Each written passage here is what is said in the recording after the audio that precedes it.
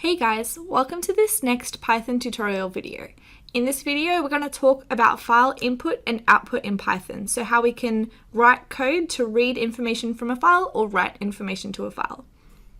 As an intro, let's talk about why we might want to use file I/O. So we use files for persistence of data. Say you're running a Flask server on your machine. When you stop that server, all the data you stored in local variables is gone.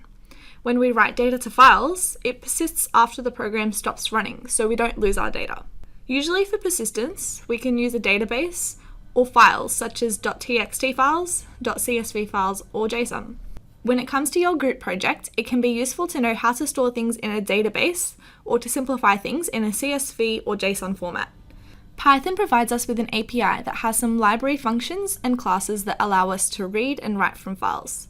So we have open, which takes in a file name and a flag and returns a file object. So a file object is a way in which we can interact with the file. Once we have the file object, we can call functions such as read, which reads in the content of the file into a variable, write, which accepts a string and writes this information to a file, or close, which is a function that you call once you're done with modifying or reading the file. The online Python documentation has information about file objects and all of the functions which exist if you want to have a look at it. Okay, let's start with the basics of how we can open and read and write from files. So as you can see, I'm in a directory where I have one file called example_file.txt, which is an empty file, and I've started a Python 3 shell. So we can use the open method to open this file and perform some operations. So to do this, I'm going to say fp, which is my variable, which stands for file pointer, equals, and I'll call the open method, which takes two parameters. The first one is the name of the file, so in quotation marks I'll put example_file.txt.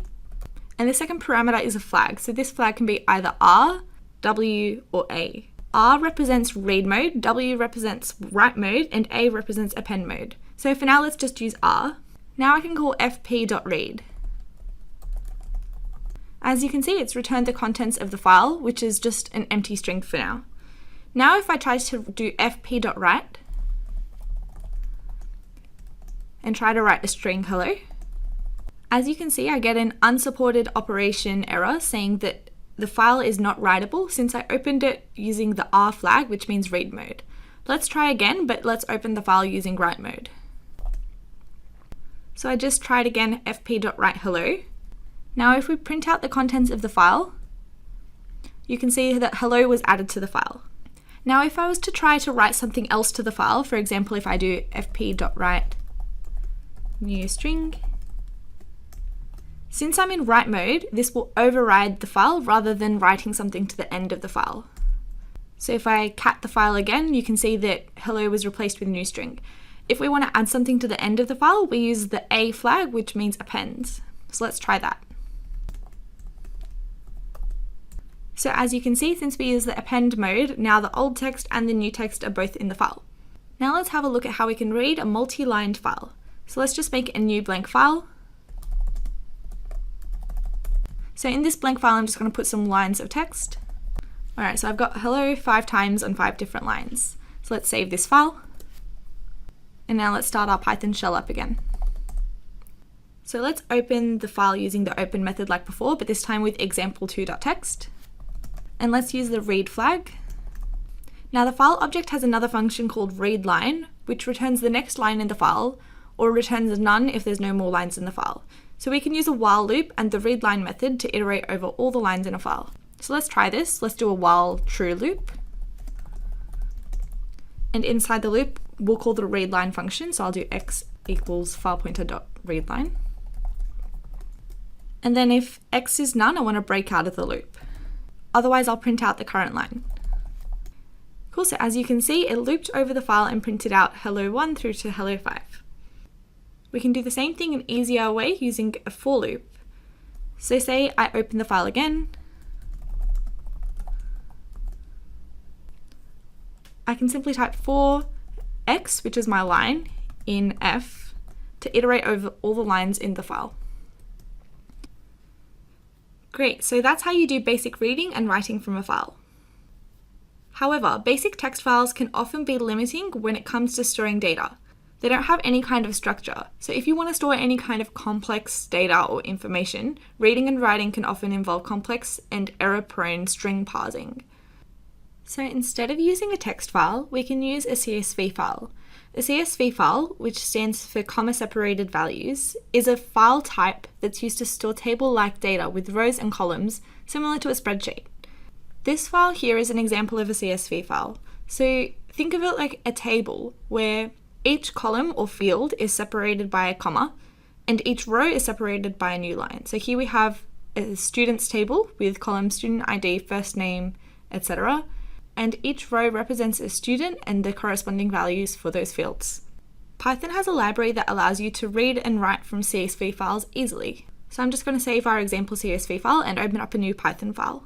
So to use the Python CSV library, first we need to import it. So at the top of the file, I'm just going to write import CSV. And then before we can use the CSV reader, we first open the file just like we did with the normal text files. So I'll say f equals open. Now to get a CSV reader, I make my variable called reader.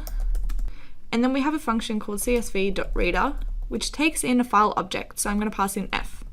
Now I can simply loop over the file. For example, I can do for row in reader and print out the current row.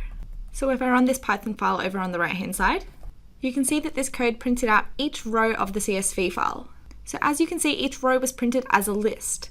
For a specific row, if I want to access the student ID, I get the 0th index of this list.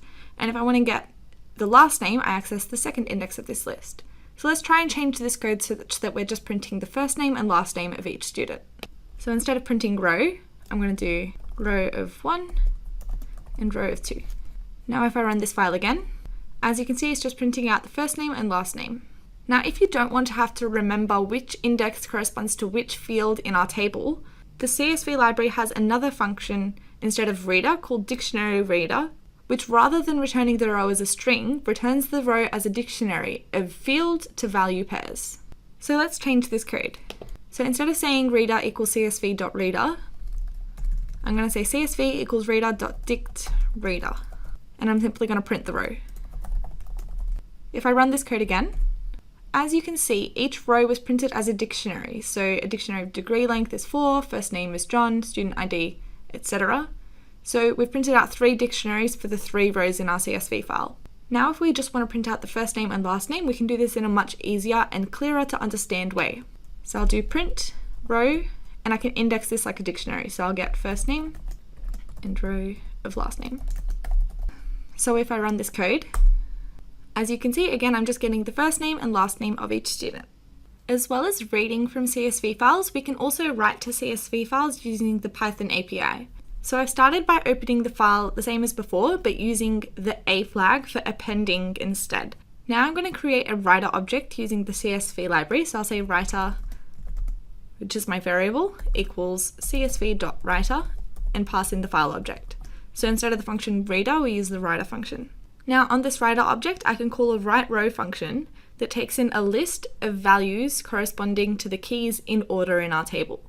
So I simply do writer.write_row, and I'm going to pass in a list of values for a new student. Great, so I've passed in a row for a new student into the write_row function. So I've run the file. Now let's have a look at our CSV file again. So as you can see, our new student was added to the end of the file as a new row. Cool, so that's how you read and write from CSV files. The final thing we're going to have a look at is persistence using Pickle. So Pickle is a Python library, and it's a way of serializing and deserializing any Python object into a .pickle file. So rather than storing it in a readable format like a text file or a CSV file, this is simply a way of storing data in a binary format and being able to read it later on in our Python file. Alright, so now let's do an example using Pickle. First I'm going to create an empty .pickle file. So I'll run touch myfile.pickle. Great, so having a look at this code, I've created a test class that has 2 attributes called foo and bar and basic getFoo and getBar methods, just to demonstrate the fact that Pickle works with any kind of object. I've created an instance myObjects of the test class I created. These bottom 2 lines at the bottom are a demonstration of how I can write some data to a Pickle file, so how you can serialize an object into a binary format. So I've opened the file just like we saw before. Notice that I've added an extra B to our flag, which symbolizes that we're writing in binary mode. Then using the Pickle library, which we've imported at the top, I write pickle.dump, which accepts two arguments. The first is any kind of Python object, which could be a variable, a list, or an instance of a class. And the second parameter is our file object.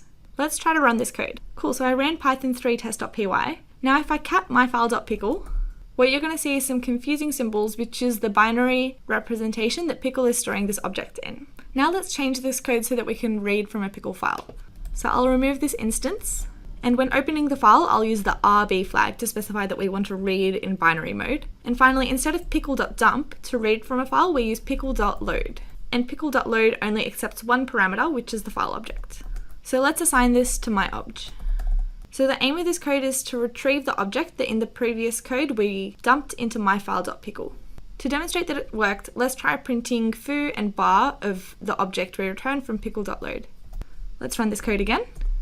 Great, so as you can see, the same object which we wrote to myfile.pickle before using pickle.dumps is now accessible again when we do pickle.load.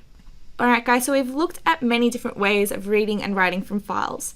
Each have their pros and cons. So often with the ability to store more complex data or to query the data more easily, we need more complex file structures to store our data.